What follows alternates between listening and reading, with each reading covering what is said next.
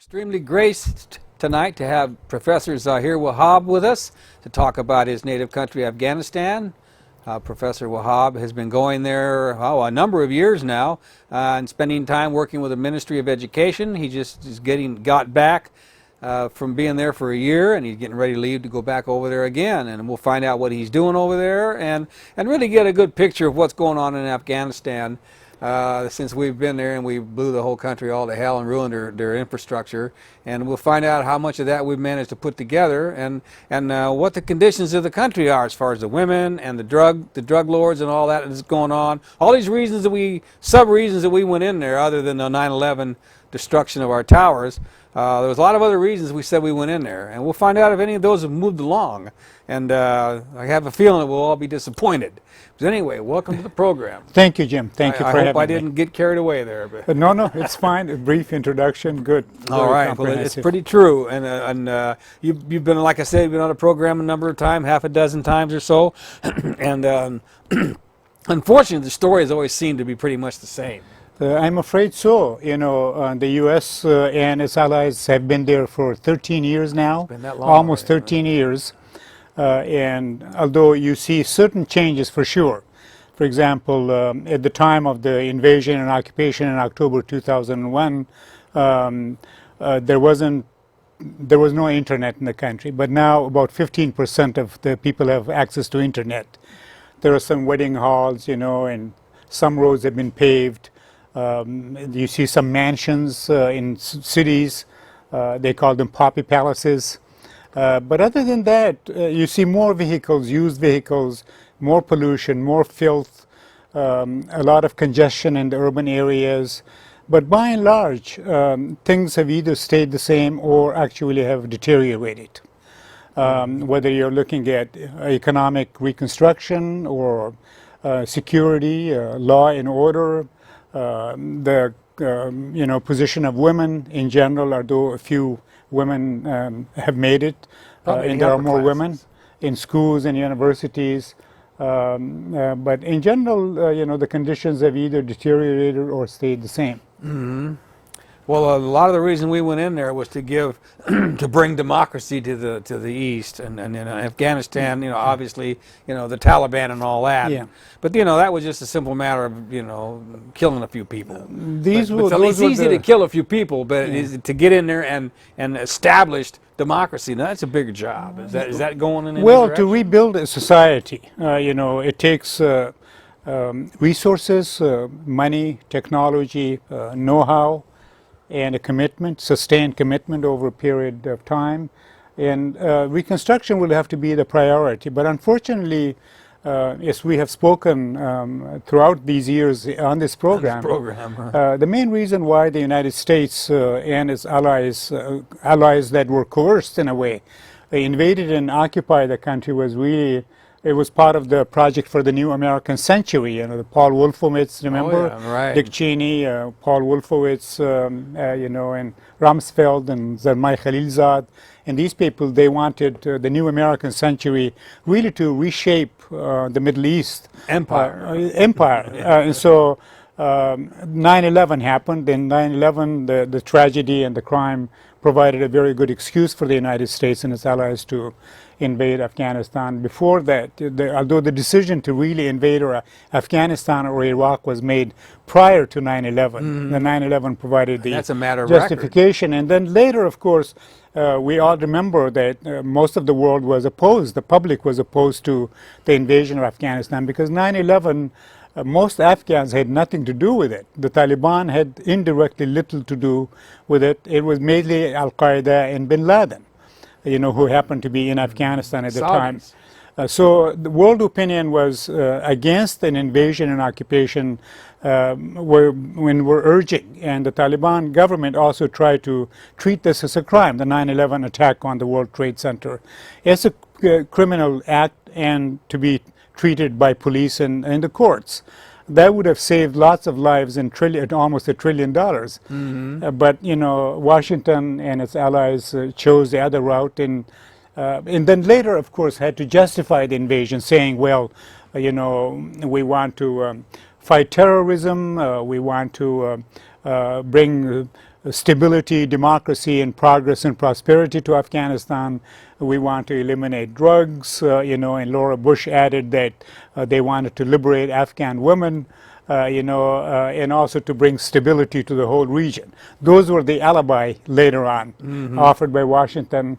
So now, 13 years later, 2,500 Americans dead, and tens of thousands of Americans maimed and injured, 140,000 Afghans killed, and many countless, wounded, and about $100 billion spent on quote development, and about $800 billion built on the military operation. What were those numbers again? $800 billion. The United States spent on the military operation. And how much it costs a lot of money to keep just a helicopter in the air for an hour. And how much actually made it to the rebuilding the infrastructure? Well, the re-infrastructure is complicated. The SIGAR, S-I-G-A-R, which is the Inspector General, the Pentagon Inspector General John Sopko, he does, this is his job to investigate where the American money went in Afghanistan. And he has computed that since 2002, between 2002 and 2011,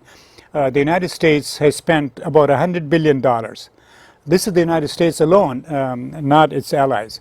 But 65% of that money went to, putting an army together, intelligence services, and the police, and about 45 billion was to be spent on development, education, agriculture, roads, housing, you name it. Water. Yes, water. But if you go and visit the country, you see very little development. As you know, Afghanistan is well known for its corruption. Transparency International has been ranking countries on the corruption index, and Afghanistan has been, unfortunately, #1 in corruption in the whole world. And to give you dollar figures, for example, Transparency International also did a study, and every year about $2.5 billion are given and taken as bribes in Afghanistan. That's $2.5 billion is about 1/3 of the government budget. So 1/3 of the government budget is given as bribes to government officials from the very top to the very bottom. So the budget there was to be spent on development. Actually, most of it left the country for several reasons, because when the U.S. government gives aid through USAID, for example, there are stipulations, that you have to hire American experts, you have to buy American wherewithal, technology and tools, you have to do things a certain way, and the Afghan government is not involved. So a lot of the money that is earmarked for, the reconstruction of Afghanistan, in fact, leaves the country. And very little of it is spent, and then you have subcontractors and subcontractors and subcontractors. So, for example, the USAID might want to build a hospital someplace. And Americans don't want to go and be working in Afghanistan. It's simply not possible because it's dangerous. So they would ask for bids, and all kinds of international companies would submit bids, including some American. And then the American USAID would subcontract it to an American company. They would subcontract it to a Turkish company. The Turks would subcontract it to an Indian company, and the Indians would hire Afghan, laborers.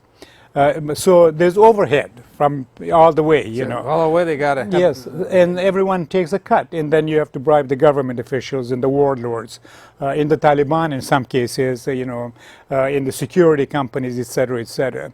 So if you do go, here is a country that at one point was self-sufficient in food, but now is a net importer of food. A country, that was making lots of textile, shoes, carpets, etc., now imports those things.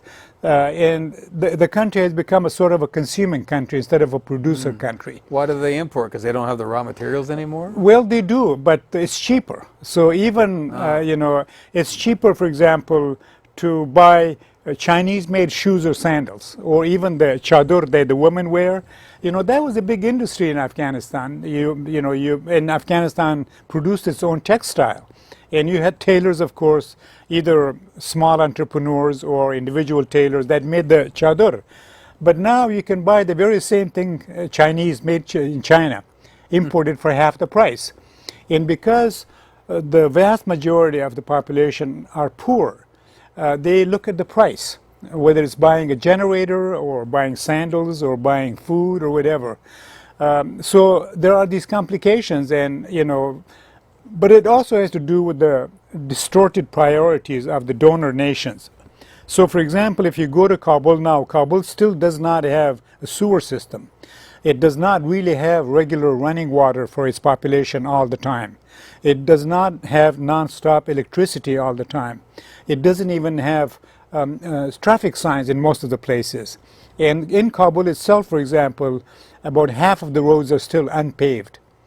That's because it was not a priority. And when I said the country has gone from an exporter of food and fruits and vegetables and so forth now to an importer, but at the very same time, you can find any of the American soft drinks that you'd be looking for here at Fred Meyer. Sure. So it's a question of, where the priorities were, but also bad planning by the donor countries, including the United States, and by the Afghan government, which did not really provide the leadership. Mm-hmm. No, you say that they don't have the roads, they don't have water, they don't have the sewer. Did they have all that before we bombed them? Well, there were major roads, yes, not as extensive as now, but the roads have been that were paved by the Americans and by the Russians.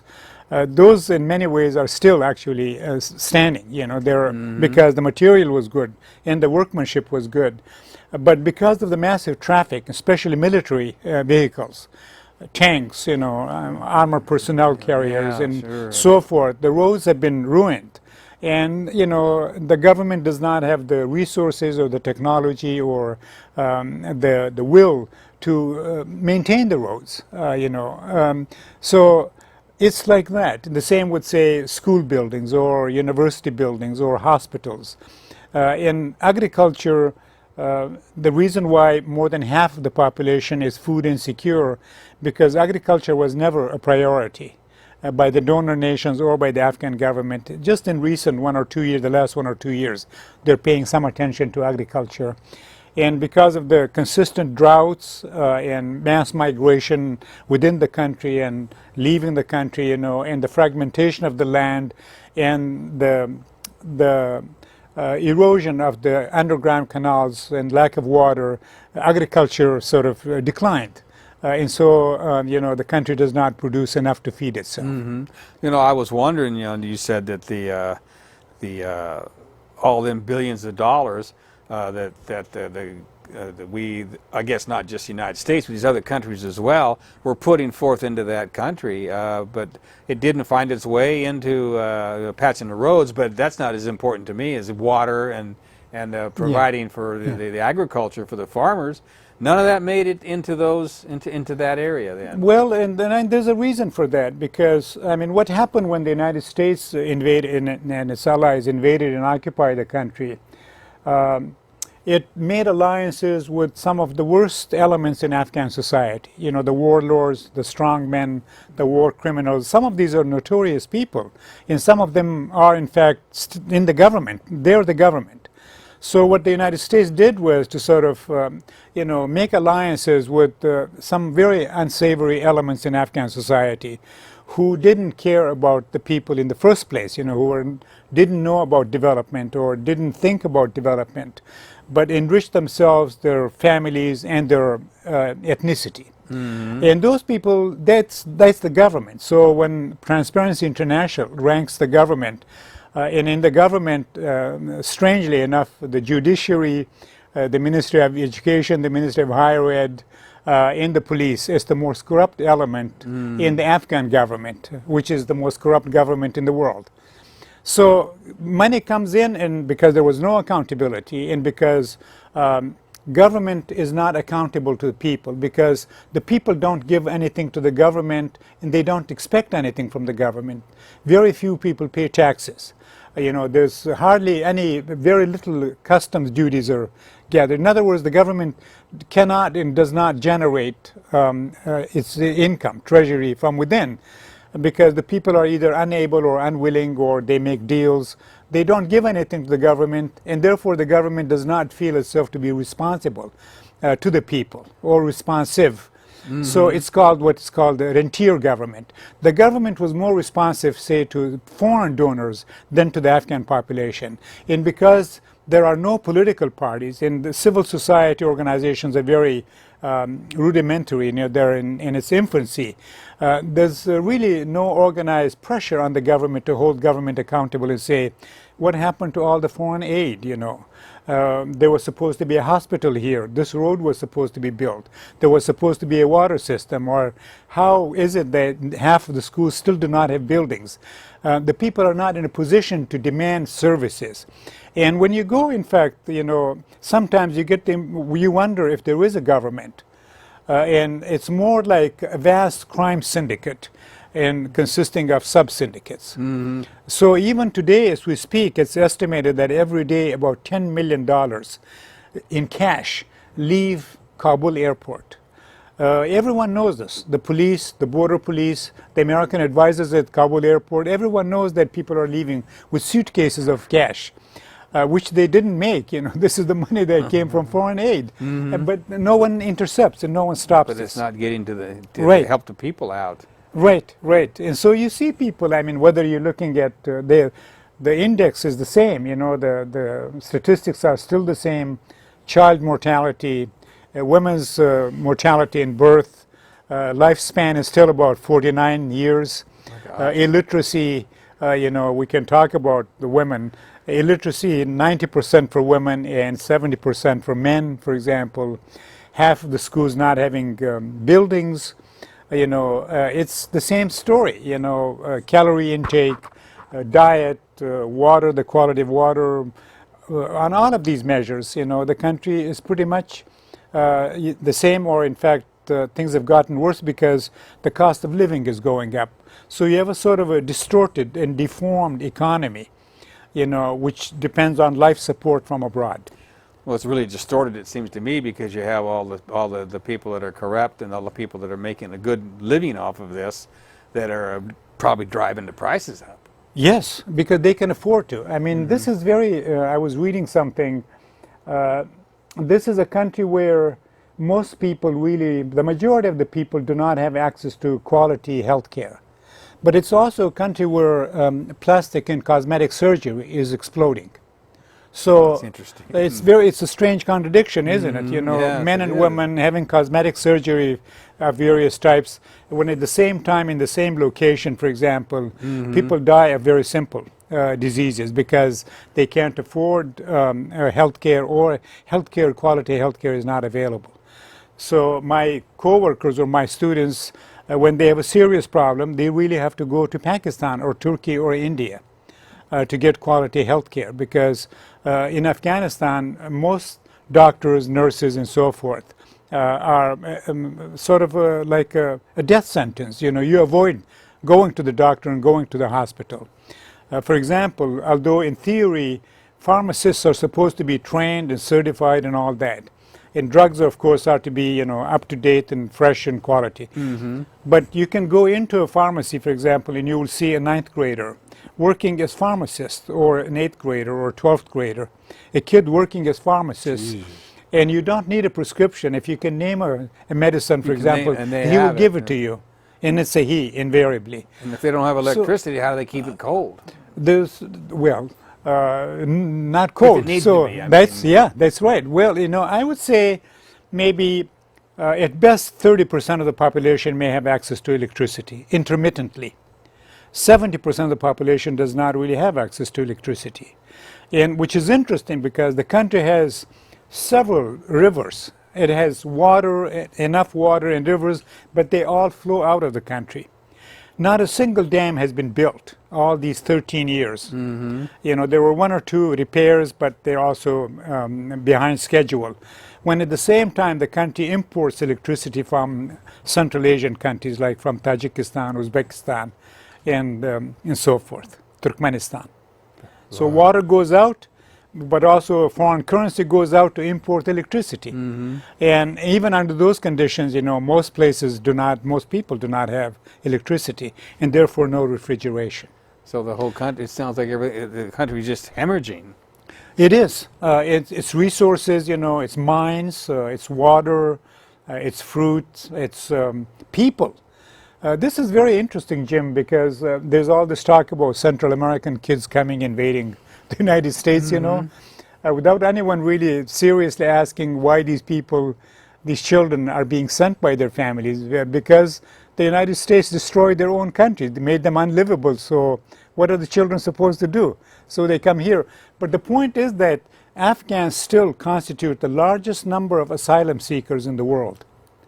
But that's forgotten, and as I said, death rates, sickness, quality of life, etc. It's the lowest, and yet the media, the mainstream media is now obsessed with Ebola, or South Sudan or some such places. Afghanistan is now forgotten. You don't hear them talking about it much. No, and it's like the war is over, the troops are coming home, which is also a farce, it's not true. They are coming, but there will always be an American presence, and we can talk about that because, work goes on the 9 main bases, military bases in Afghanistan.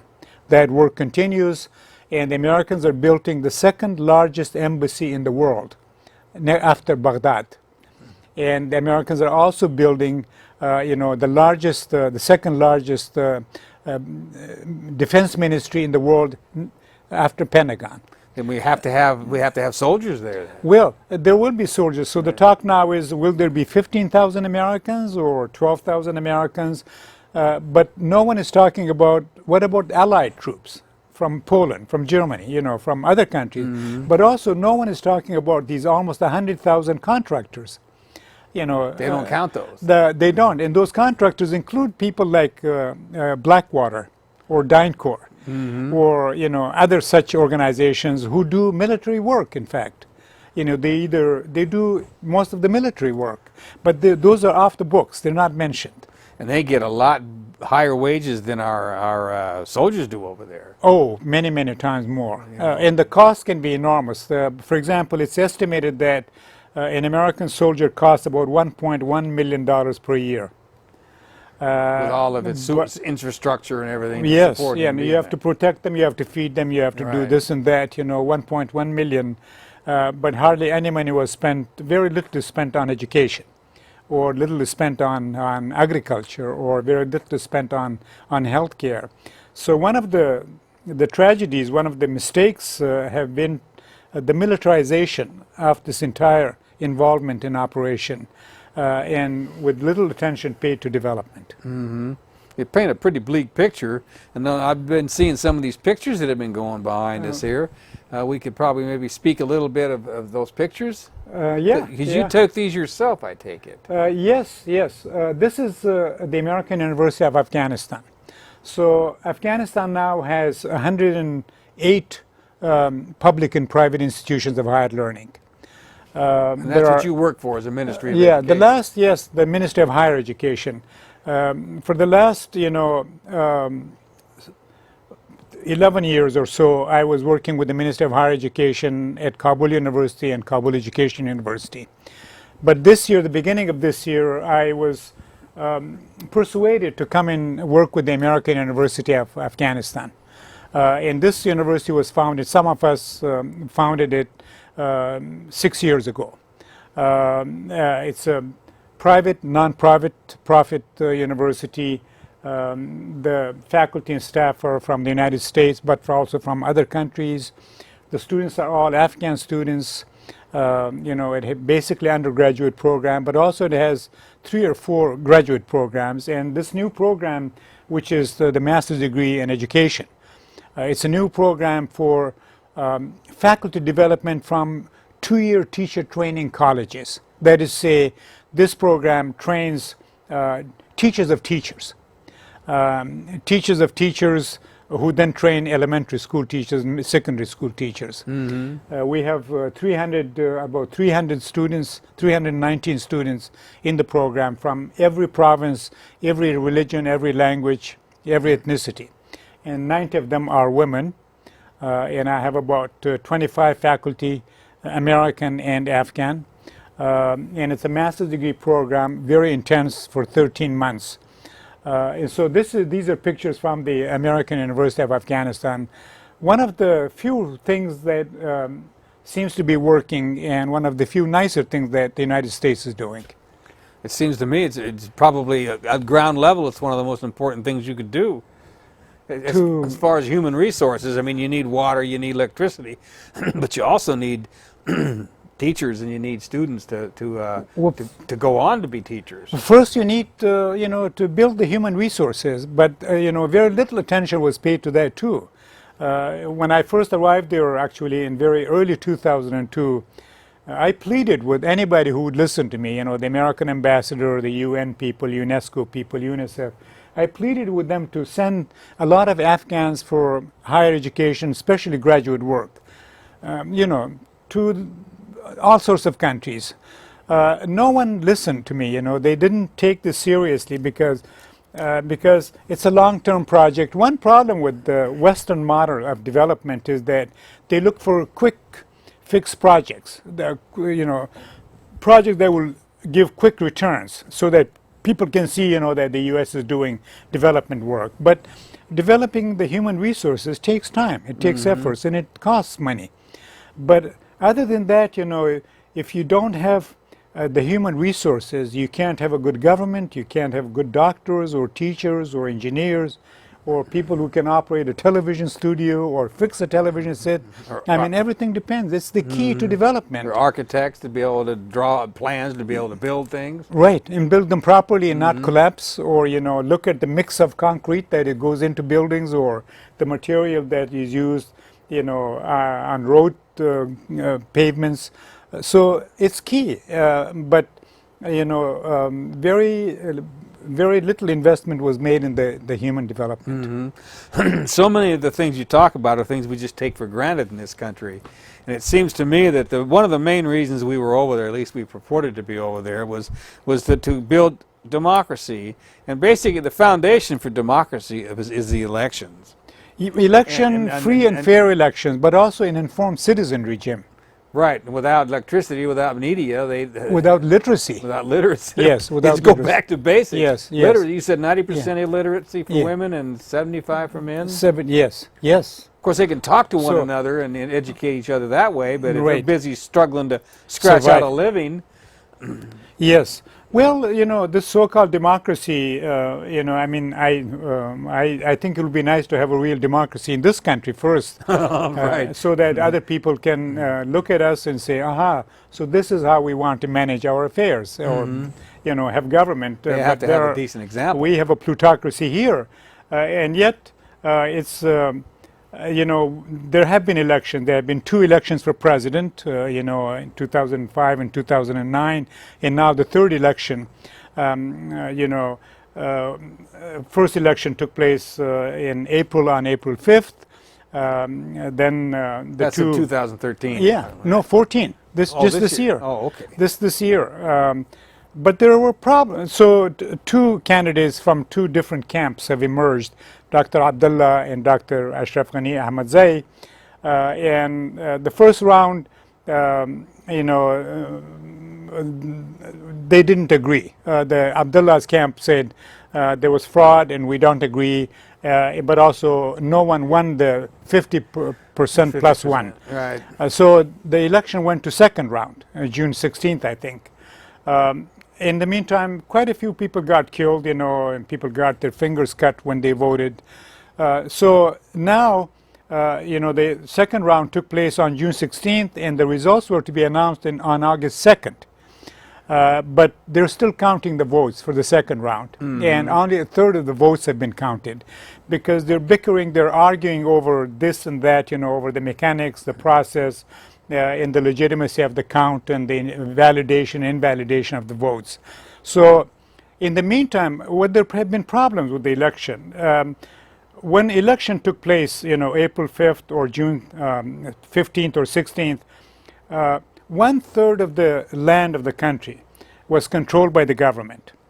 1/3 controlled by independent commanders and warlords, 1/3 by the insurgents. So those were the political conditions under which the election took place. In other words, there was no election in almost 1/3 of the country, or at least most, very few men voted in 1/3 because they were under insurgent control and they didn't really want people to vote. The other problem is that in many parts of the country in Afghanistan, women cannot leave the house for a variety of reasons, insecurity, scandals, and so forth. So women either did not vote, the majority of the women, or men voted for them. And the third problem was that there are no political parties. There are, for some reason, the Karzai government has made it impossible for political parties to take shape. And when you don't have organized political parties, people ran according to personal whims and agendas, which means that the votes depended on your reputation or your money, how much money you spend. There's no platform. How many people? No platform and no accountability, and no mobilization and nothing really. So this was the context within which the election took place. Still, the fight is over the count, and that's why John Kerry had to make 2 very urgent trips in the last month and a half or so to salvage, because Abdullah's camp threatened, to form a parallel government or to secede from the country. They're making difficult, for the vote to be counted. So Kerry had to go twice and get the 2 candidates in their camps together to agree on, some kind of a, what they call a national unity government, and whoever wins will be the president, but there will be a chief executive officer position for the opposition, and the cabinet position, the governorships, etc., will be distributed. In other words, you have the kind of government which they call government of national unity, which is what the country has had for the last 12 years, which is to say independent warlords from different ethnic groups made an agreement, and divided the power and resources and positions amongst themselves when nothing was done for the people. And so just a little window dressing. This is what Washington wants to continue in a way. Instead of saying, this person, this candidate won most of the vote, let him form the government, and he can form a government of technocrats, people who would work for the country. But that is not going to be the case, it seems, if they go according to Kerry's plan. But they're going to make deals and divide positions and power and privileges amongst different ethnic groups, which means more of the same. So what you're saying is basically it'll continue being corrupt. Yes, and inefficient, I'm afraid. Although Ashraf Ghani is a very smart man. He is a PhD in anthropology. He has worked for the World Bank in many countries. He has written things on failed states and, so forth. And he sounds like, I met him earlier but not recently, he sounds like he understands the problems of the developing countries, and I think he does have a plan. Is he a reformer then? Yeah, he would be a reformer. Abdullah is, he used to be foreign minister in the Karzai government. He's okay, but I don't think he has the wherewithal, I don't think he has the know-how or the vision, or the capability to make a plan for the country. But, if Ashraf Ghani, and it looks like he has the majority, but whether or not the opposition will accept the result, it remains questionable. Now you've mentioned warlords a few times. Now a lot of these warlords are in charge of poppy fields that the United States government are making deals with. And so we haven't just stopped the drug trade. In fact, I think it's bigger than it used to be. This year, the drug production has been the largest since 2001. Drugs means heroin. Heroin, poppies, yeah. Yes. The poppies, it still produces 90% of the world's poppies. And there's every indication from all kinds of sources that people at the very highest level of the government are involved in it.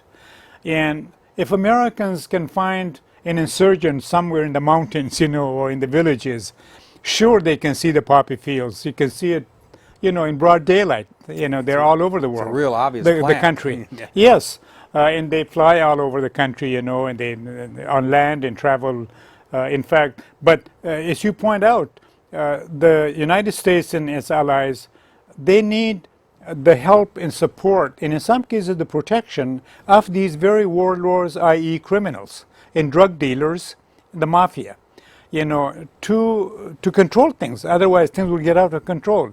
I remember very distinctly at one point Steve Croft of 60 Minutes, he was doing a 60 Minutes piece on drugs in Afghanistan. He's walking in Helmand province with this American general and a couple of troops behind them. And Steve Croft says, but General, you see this, we're walking through the poppy field, why don't you control this? They're supposed to, and the general looked at him, he said, Steve, we need these people, we got to work with them. So we got to work with them. And it's the same, like, the American, so you have an increase in the drug production. But the other side of the drug problem is about 2 million Afghans addicted to the drug. And this is in a country where the government has very little resources and no will to combat this problem. Drugs of all kinds, hashish, heroin, marijuana, etc., are as easy as cigarettes, as candies. It always Cheap, has been easy, over and there. accessible, yes, because there is no control. Although theoretically drugs are supposed to be against the law, but you smell it when you walk. You smell hashish or marijuana, in the city, in broad daylight. Or you can see people, and you can see about 2 million Afghans, men, women, and children, being addicted, because poppies are used also as a form of sedative. So mothers will give them to their children when the children are either sick or hungry, to stop crying. Or, people who do very routine, tedious work like carpet weaving. This work is done mostly by children and by women. They take poppies just to, kill the pain and improve productivity.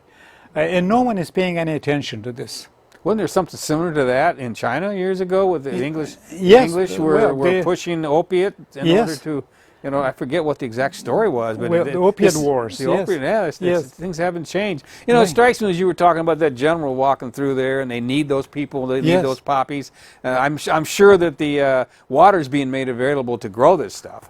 And it seems to me that if the United States and these other countries went in there and spent the money and took the time to build the infrastructures and provide the water and provide the schooling and create legitimate crops, legitimate crops, yes, then this wouldn't be necessary. That's what the farmers. It's necessary because we haven't been doing what we should have been doing all along. Yes. I mean this, and the drug war, the so-called drug war, is a failure, a massive failure. As you know, here in this country, in Afghanistan, in Mexico, everywhere. It's a failure for what they profess it to be, but not a failure for what they're really trying to do. Right. So in Afghanistan, when I was a child, you heard very little about poppies. You almost never heard about it. And now it's a third of the economy. It's a third of the GDP almost. Because, again, there was very little investment in agriculture or attention paid to agriculture to develop the personnel, land reclamation, water harvesting, seeds, code, etc., fertilizers. No attention paid to this. The population is increasing. There you have had droughts, and the legitimate crops, whether it's fresh fruits or dry fruits or wheat, have declined. So the people have to feed themselves, and people have resorted to poppies, cash crop, because it takes very little effort, and apparently it uses very little water. And it's arid country, so it makes perfect sense, and you can't blame the people, for trying to feed their families, and they're always in debt, of course, because it's really not the farmer, the worker, who benefits from the industry. It's the middlemen, and it's also the national and international mafia. It's the same. But it's also the protection of the government, and I would say in some cases even some foreigners, even some members of the military apparently have been involved in this. It's the same in Colombia and Peru with cocaine, as far as the farmers and it's being provided. That ability is provided for them in order for the Yeah. peasants to eke out a living, Yes. and the people further up are making the Yeah. money, like you Yes. said over Yes. there. There's nothing's changed there at all. And if the warlord can be useful to your occupation, you leave them alone. Mm-hmm. Yes. And so they need that. Yeah. Which brings up something that I always wondered about. It just seems to me that we had the money. We could have gone in there and we could have built those fortresses or those things that we do there. You say we got some of the biggest next to Iraq. Yeah. We could have Embassy and embassies and the all that. Ministry of Defense. We could have built those, and we could have actually given the money to the infrastructure of the people. Why are we deliberately keeping that country so backwards? Well, Why is the United States taking that path?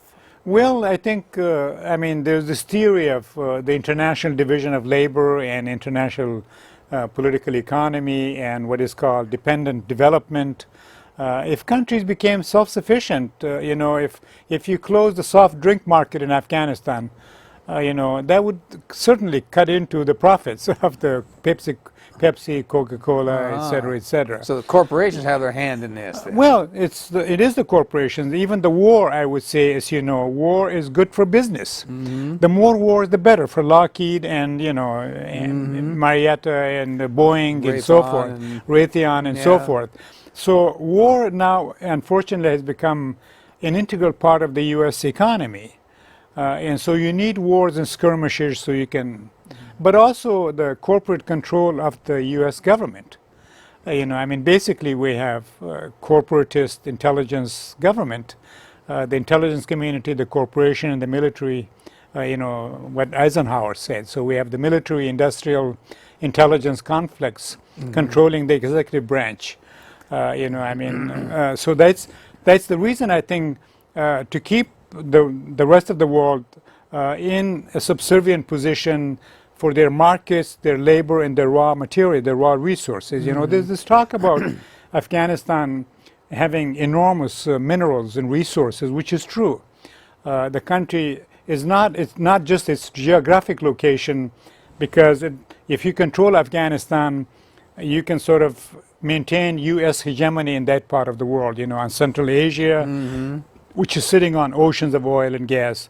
And you can have a deterrence against China, you keep China at bay, and the Russians, in Iran, of course, staunch enemy. So I think kind of a focal the point U.S. there. is there because of geopolitical and strategic reasons, but also Afghanistan itself is sitting on oil and gas, but also lithium, uranium, copper, coal, iron, et cetera, et cetera. It's very rich in resources, and in fact, there's a lot of illegal mining going on. Both the foreigners and the Afghan government know, that there's illegal mining going on in dozens and dozens of places, but it will not stop it, because they can't stop it, but also because government officials themselves are involved. And they're kickbacks. Kickbacks, of course, and so you tear the land apart, and you damage a lot of the resource, whether it's lithium or copper or whatever, just to have enough, to make enough money. This is going on, and everyone knows about this. And a lot of those things find their way into our computers, maybe, or... Lithium apparently is the thing that is used in mobile phones and computers and so forth. So we all have a stake in what's going on over there, even though it's indirect. One may not know this, but the average person who is sitting at Starbucks using a computer doesn't quite know, at whose expense this computer ended up here. The labor, the resources, and did they get paid enough, And that's is the country getting enough, Are we fair? Are we engaged in fair trade and so forth? The average consumer doesn't know this. Well, that's how it is. In order for a few people to have a lot of people have to have very little. Unfortunately. And they're keeping that, they tamp that dynamic down, and that's why you answered the question, why that's deliberate. You see this. You see this in Afghanistan. You see there were hardly any millionaires, and now you have several people who are almost billionaires, and it's all out of these contracts with the military, the foreigners, because the foreigners need contracts, to do the laundry. You have to do the laundry, you have to feed the soldiers, provide water, security, sanitation, bases, sanitation, this and that.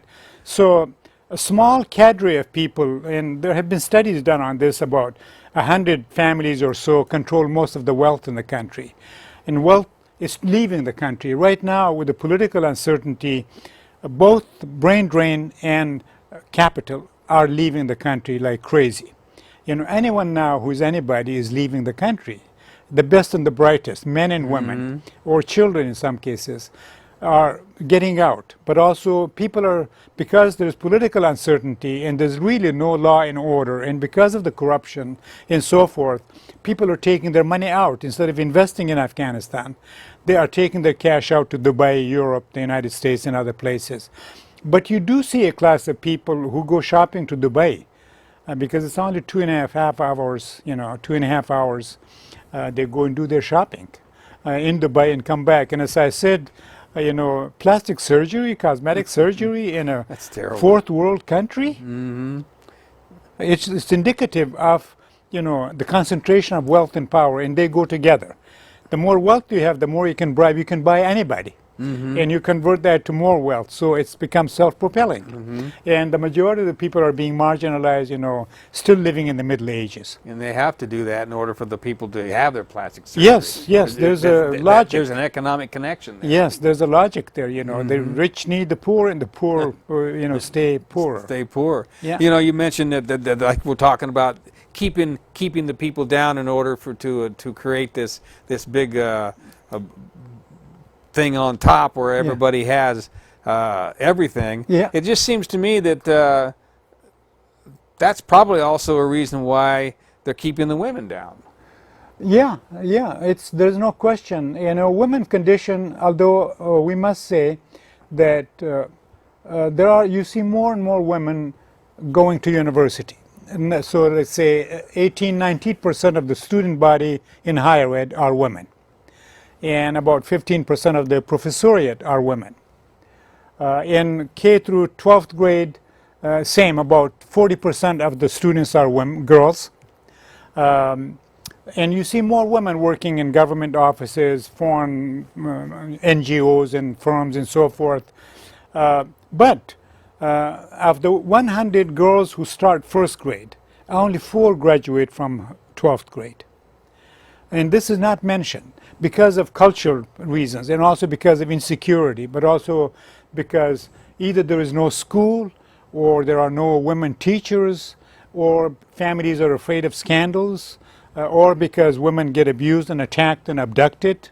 This happens all the time, you know. Wasn't it Afghanistan that young lady who showed such bravery that got shot in the head? Was that Afghanistan? Oh, it happens all the time. Yes. Oh no, that was Malala Yousafzai. No, she was Pakistani. Pakistani. Yes. But it's the same thing that's going on in Afghanistan. The same thing is going on, but it doesn't make the news, you know, and it doesn't. It's not a good it doesn't have a proper. But suicide amongst women, especially in the form of immolation, you know, is becoming a real national epidemic. Women have had it, especially women who return, refugee women, Afghan women who return to Afghanistan. You know, they can't put up with the oppression and the degradation, in the abuses, in the neglect. So it's a very common problem, Jim, women committing suicide or hurting themselves or threatening suicide. Attacks and abuse of women is a common problem. My students and my co-workers are always telling me to end the class early in the day so they can get home before dark. It's a problem, and they have very few rights. No woman in the country, I can say almost with certainty, no woman in the country can leave her family and say, get an apartment in any place, even in the capital. You always have to have a man as a chaperone, as a protector, even if it's a little boy, your son or your nephew, you know. So women's condition by and large, and in terms of power, positions, pay, it's, you know, pretty much the same. So for example, there are 27 ministers in the cabinet. You have the president and 2 vice presidents and 27 ministers, and 34 governors, and 34, let's say, directors of education, but not one of them is a woman. Of all that, what, 75 or so people? Well, more than that. Or, for example, you have about 30 government universities and maybe 85 or 86 private universities, not one woman president. This tells you something. It sure So, does. essentially, and of course, once you leave the cities, women's lives are very, very hard. You know, they still die in childbirth. They have short lives. They look malnourished. You know, they look disfigured. You know, they don't have teeth. You know, their skin, their appearance. You can tell, you know, that these people actually live in the Middle Ages. and they age much quicker. They age much quicker and they die, you know, because of poor health conditions, sanitation, food, and endless childbirth, you know, because there's no birth control.